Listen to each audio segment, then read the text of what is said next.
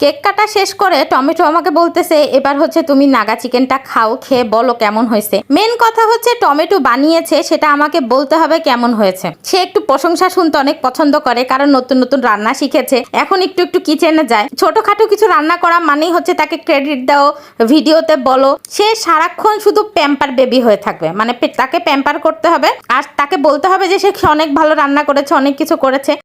আসলে বিষয়টা হলো ছোট ভাই বোনেরা বড় ভাই বোনদের জন্য যা কিছুই করুক না কেন সেটা অনেক বড় কিছু হয়ে যায়। তারা ছোট থাকা অবস্থায় যা কিছুই করুক সম্পূর্ণটাই দেখা যায় তাদের এফর্টটা অনেক বেশি থাকে। আমরাও চেষ্টা করি বড় হয়ে ছোট ভাই বোনদের জন্য কিছু করার।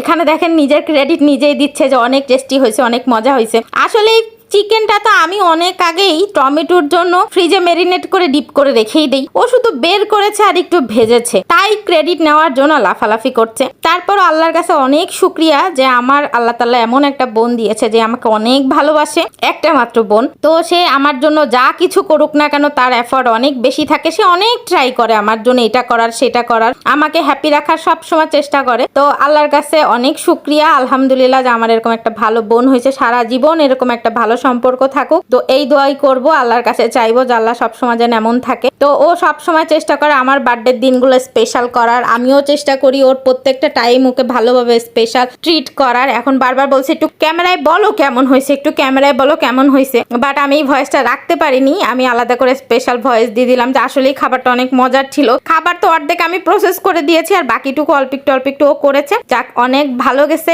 থ্যাংক ইউ টমেটো, এত সুন্দর করে রাত্রেবেলা আমাকে সারপ্রাইজ দেওয়ার জন্য।